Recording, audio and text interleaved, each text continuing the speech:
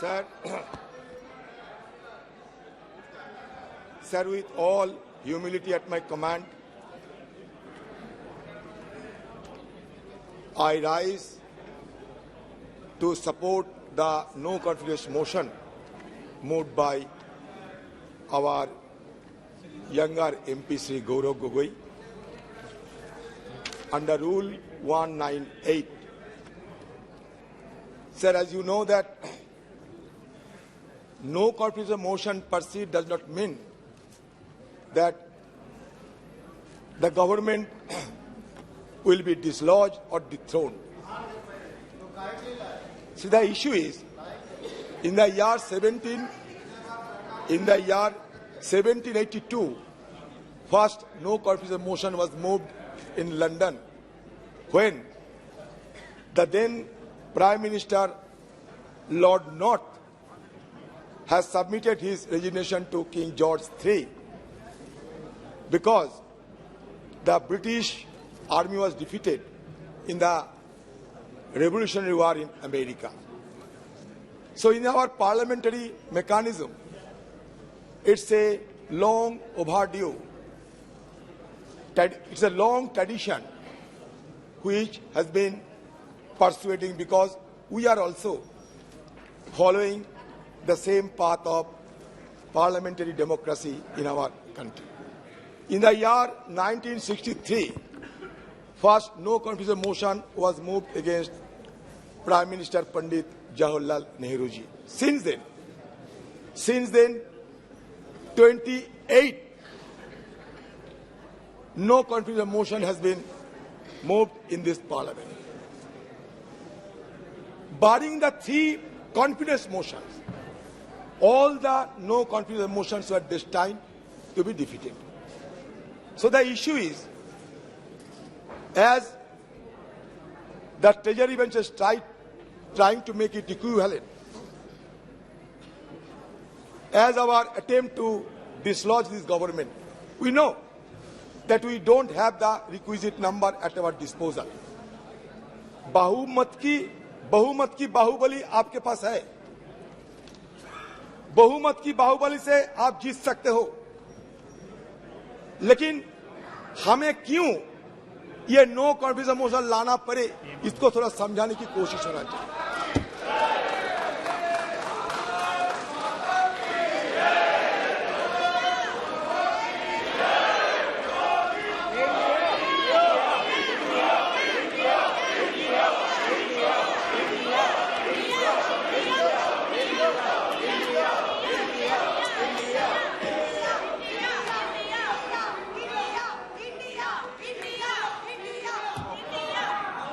Sir देखिए, ये no confidence motion की ताकत कितने हैं कि हमारे प्रधानमंत्री को हम लोग खींच के सदन में लाकर बैठे। यही ताकत होते हैं संसदीय परंपरा की। हम ये नो कॉन्फिडेंस मोशन आने के लिए कोई सोचा भी नहीं था, लेकिन हम बार बार ये गुहार लगाते आए थे कि कम से कम हमारे देश की प्रधानमंत्री सदन में आए और मणिपुर की मुद्दे पे हम बोलने का पहले कुछ बोले। ये सिर्फ हमारा मांग थी और कुछ नहीं। हमारा मांग कोई बीजेपी नेता से नहीं, हमारी मांग थी हिंदुस्तान की प्रधानमंत्री से, जो लाजमी है क्योंकि हम भी ये सदन की मेंबर है। लेकिन पता नहीं प्रधानमंत्री जी क्यों इतना आड़े हुए थे कि सदन में ना आने की शपथ ले चुकी थी। तो इसी के चलते मजबूरन हमें भी ये संसदीय जो औजार इस्तेमाल करने की गुंजाइश है, ये संसदीय औजार को इस्तेमाल करते हुए हमें अविश्वास प्रस्ताव लाने पड़ी। ये अविश्वास प्रस्ताव लाने के पीछे सबसे बड़ा वजह है। सर, कल जब सदन में हम लोग चर्चा में भाग ले रहे थे तो सदन में एक गूंज उठी कि हमारे देश से भ्रष्टाचार, क्विट इंडिया, परिवारवाद, क्विट इंडिया वगैरह वगैरह, क्योंकि ये 9 अगस्त हमारे अगस्त क्रांति दिवस मनाया जाता सर। मैं इसके बारे में कुछ बोलना चाहते हैं।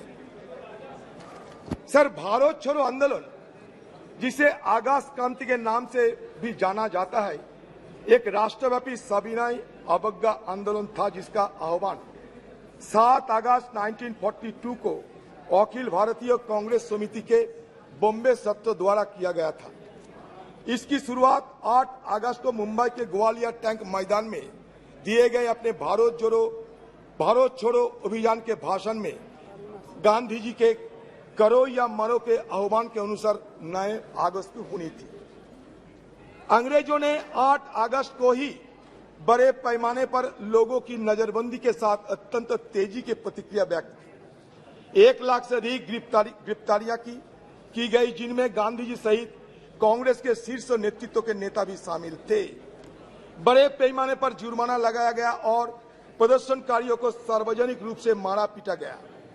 हिंसा में सैकड़ों नागरिक मारे गए, जिनमें से अनेक पुलिस और सेना की गोली से मारे गए।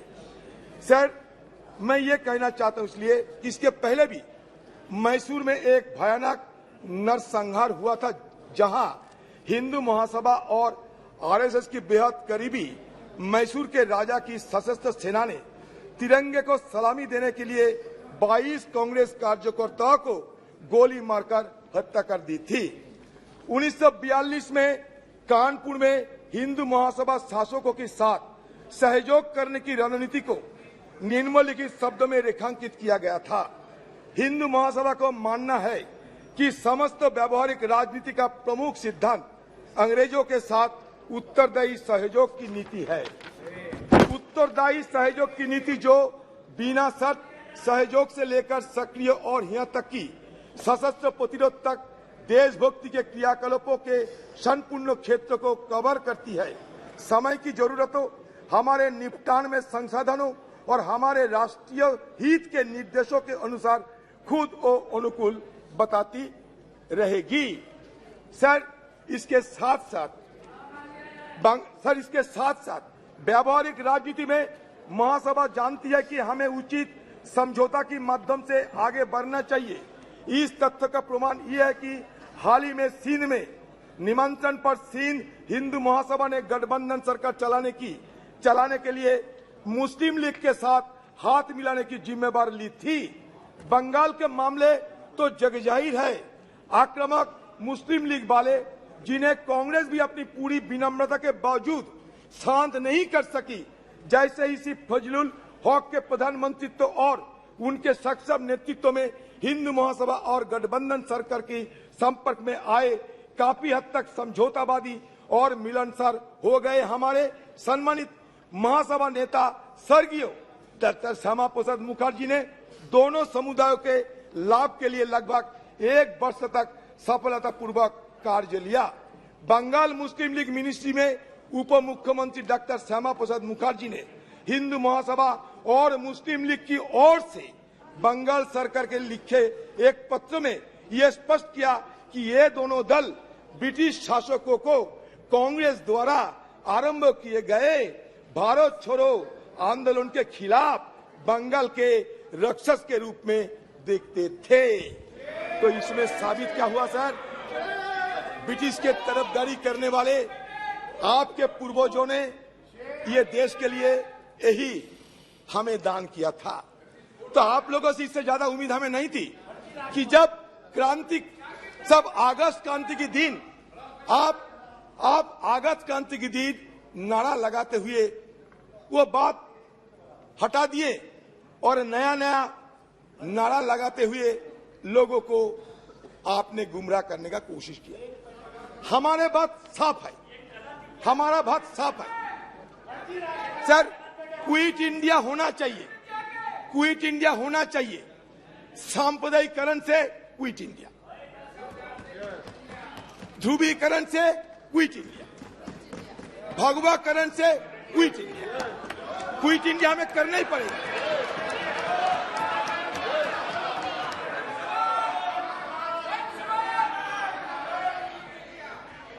आजादी के शाम न हम होने देंगे। शहीदों की कुर्बानी को बदनाम न होने देंगे। बची बची रहे एक बूंद लहू की रंगों में भारत माता की आंचल को बर्बाद नहीं होने देंगे। यही हमारा मकसद है। मैं सिर्फ ये कहना चाहते हैं,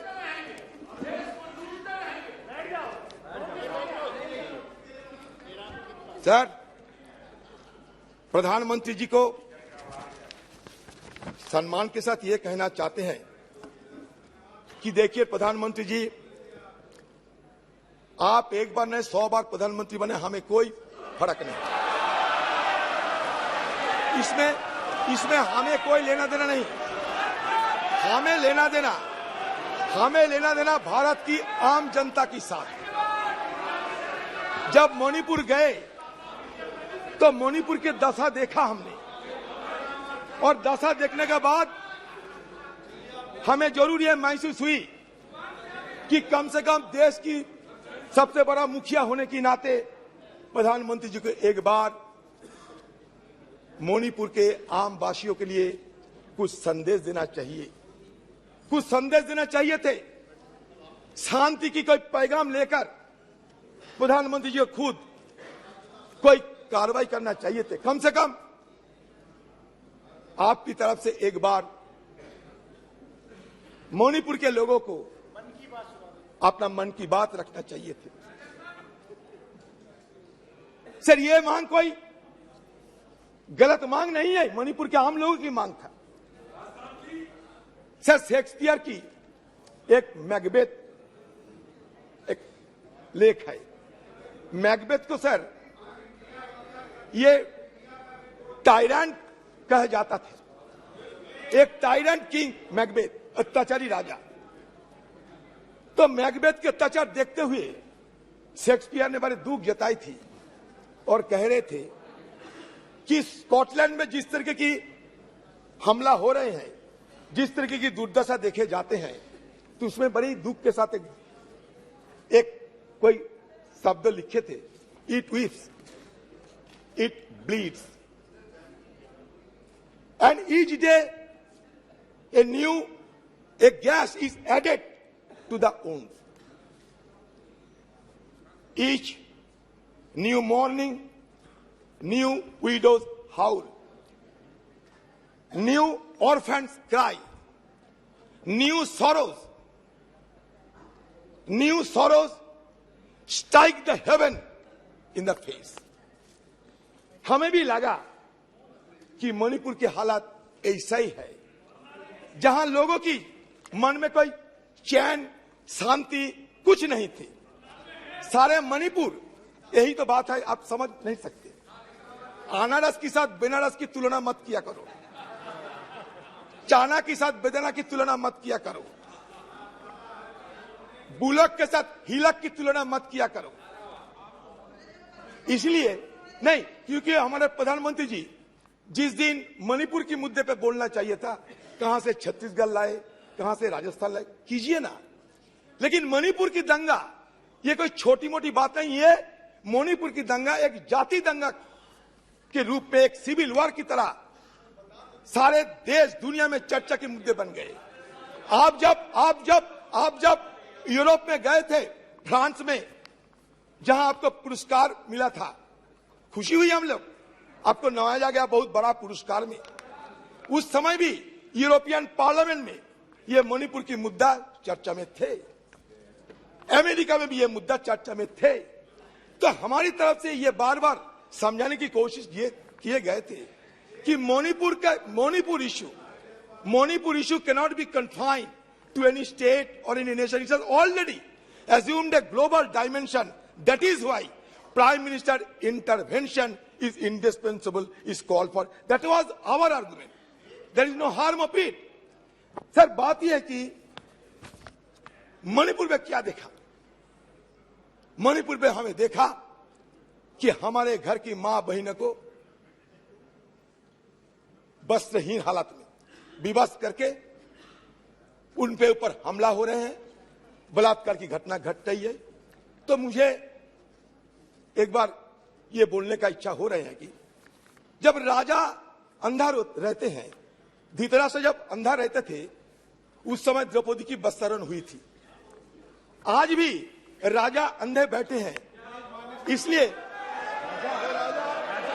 किसी को नाम नहीं लिया, किसी को नाम नहीं लिया मैंने, किसी को नाम नहीं लिया मैंने। तो इसलिए जहां राजा अंधा बैठे रहते, जहां राजा अंधा बैठे रहते, वहां द्रौपदी की बस्तारण चाहे वो हस्तिनापुर में हो, चाहे वो मणिपुर में हो, होते ही रहते। मणिपुर और हस्तिनापुर में कोई फर्क नहीं रहता। आपने एक अपील की थी कि आइदर और साइड से बहस को शांति से सुना जाए। हम बड़े धैर्यपूर्वक सुनते गए। उन्होंने कहा कि हमने ब्रिटिश की कार्य पद्धति हमारी संसद ने अडॉप्ट की है, पूरे देश का अपमान किया, हम चुपचाप बैठे रहे। हमारी संविधान सभा ने ये पूरी प्रक्रिया तय की है, स्वीकार करी है। आगे माननीय अध्यक्ष जी, इसके बाद भी अनर्गल बोलते रहे। अब मैं अभी ये जो प्रयास कर रहे हैं, उनकी पार्टी ने उनको समय नहीं दिया। मेरे बोलने के साथ बात किया जाएगा। आपने समय दिया, उसमें कुछ स्कोर करना चाहते हैं, कुछ मान्यता मगर माननीय अध्यक्ष जी, इस सदन की एक गरिमा है। देश के प्रधानमंत्री जी के बारे में जिस प्रकार का ये उल्लेख कर रहे हैं, मुझे लगता है ये विपक्ष के नेता के लिए शोभा नहीं देता। आपने उनको या तो कंट्रोल करना चाहिए, या तो ट्रेजरी बैंक के एमपी भी ये नहीं सुन पाएंगे। अमित शाह जी, आप थोड़ा बैठे। प्रधानमंत्री जी के गुस्सा नहीं आता, आपको क्यों आते हैं इतना? किसी को गुस्सा नहीं आते, तो चर्चा की मुद्दा है। आप मुद्दों पे बोलिए सर। मुद्दा पे तो बोलते हैं सर। हाँ। बहुत दिन पहले सुना इस देश से हजारों करोड़ रुपया लूटकर नीरव मोदी भागे थे,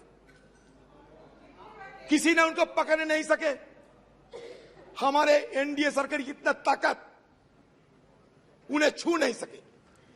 वो कैरिबियन समुद्र की बीच में मस्ती करते देखा जाते हैं, जो मर्जी वो कहते रहते। तो मैंने सोचा कि नीरव मोदी सारे जिंदगी के लिए हमारे से दूर चले गए, लेकिन अब पता चला नीरव मोदी दूर नहीं गए। मणिपुर की घटना देखने के बाद मुझे यह पता चला नीरव मोदी यहाँ हिंदुस्तान में जिंदा है, और नरेंद्र मोदी नीरव मोदी बनके अभी भी चुपचाप अपने चुप्पी साधे होकर बैठे हैं।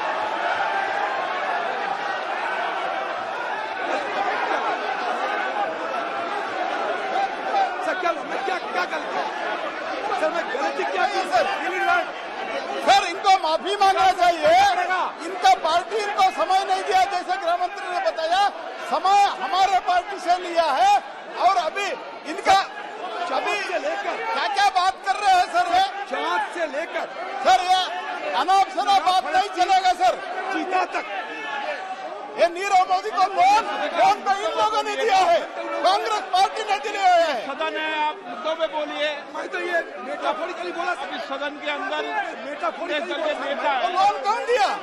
लोन कौन दिया? बोलिए। कोई गलत? अरे अजीर बाबू, लोन कौन दिया बताइए। आपके एआईसी ऑफिस से फोन करके लोन दिलवाया नीरव मोदी को। क्या बात कर रहे हैं? अगर आप सत्ता में रहते तो नीरव मोदी इधर ही रहता था। उनको लोन वसूली करने के लिए हमने कोशिश की, हमारा सरकार इसीलिए भाग गए हैं।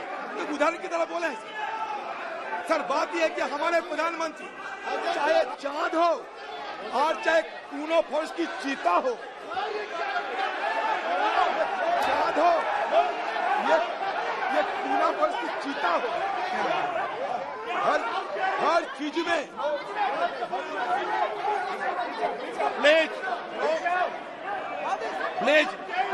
प्लीज जाइए, अपने अपनी सीट पे।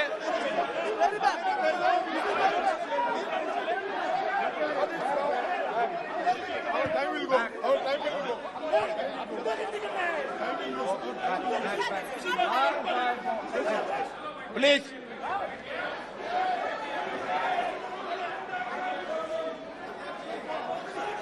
सर, आप मुद्दे पे बोलिए। बड़े दावे के साथ कह सकता हूँ सर। आप मैं किसी को आहत करने के लिए, आप मुद्दे पे बोलिए ना। चोट पहुंचाने के लिए मैं एक शब्द नहीं कहते। अच्छा, आप लोग गलतफहमी हो रहे हैं। हम ये कहना चाहते हैं कि चाँद से लेकर पूना फॉरेस्ट की चीता तक हर चीज में हमारे प्रधानमंत्री कुछ ना कुछ बोलते। संयम रखिए लेकिन आप। मणिपुर के बारे में उन्हें चुप्पी साधी रहे, ये हमें बिल्कुल पसंद नहीं है। यही मैं जाहिर करना चाहते हैं। संयम पे बोले आप। सर अभी तक देखिए ना, मणिपुर की जो 2 MP है, मणिपुर के 2 MP डॉक्टर रंजन सिंह राजकुमार, मणिपुर का और एक MP डॉक्टर लोरो फुजो, किसी को बोलने का मौका नहीं दिया जाता कि हमें सदन के अंदर कुछ सुने उनसे, वो भी नहीं मौका मिलती लोग। हम अमित शाह जी को पूछना चाहते हैं, अमित शाह जी कल जो आपने बयान दिया ना, ये बड़ा घातक बयान दिया आपने कहा था कल, याद कीजिए, कि हम बफर जोन में सारे सिक्योरिटी फोर्सेस को तैनात किया है। याद कीजिए, आपने खुद स्वीकार करते हैं कि बफर जोन बन गए हैं। बफर जोन कहाँ बनते? लाइन ऑफ कंट्रोल में बफर जोन बनते। इसका मतलब आप क्या स्वीकार करते हैं कि कुकीलैंड और मेरीलैंड अलग हो गए? Please conclude. नहीं सर, सर ये प्लीज कंक्लूड। सर कैसे सर? ओके सर, इसीलिए ये बफर जोन की बात कभी आपको नहीं करना चाहिए था। मतलब आज जो sense of delineation, it is going to be translated into a geographical delineation of the 2 warring faction. इसलिए मैं आपको सतर्क करना चाहते, कल आपने बड़ा गलत बयान पेश किए हैं। ये बफर जोन की मुद्दा उठाकर आपने खुद स्वीकार किया कि बफर जोन अभी है। आपने कांग्रेस पे आरोप लगाने का कोशिश किया, लेकिन देखिए आपने खुद राज्यसभा में ये बताया कि 1528 फेक काउंटर हमारे जमाने में हुई थी। ये आपने यही नहीं बताया कि कितने साल तक वो हुई थी। 33 साल तक, 33 साल में हुई थी। Sir rule 352(5) sir rule 252(5) sir, Congress की जमाने में upon the conduct Congress of की the person in high authority unless the discussion is based on the substantive motion drawn in proper terms, sir ऐसा कुछ नहीं हुआ सर। इसको एक्सपंज करना, prime minister is high authority, इसको एक्सपंज करना चाहिए और माफी मांगना चाहिए सर। ऐसा नहीं चलता है सर।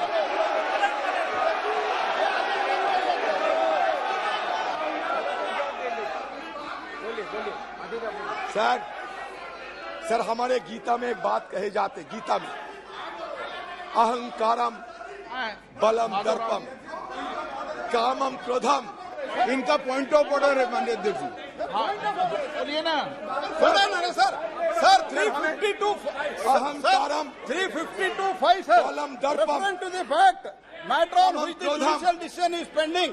सेकंड सर, मैं ये सब रेफर नहीं करता हूँ। 5वां नंबर पर यह है, reflect upon the conduct of the person in high authority unless the discussion is based on the substantive motion drawn in proper terms। कोई मोशन मूव नहीं किया है।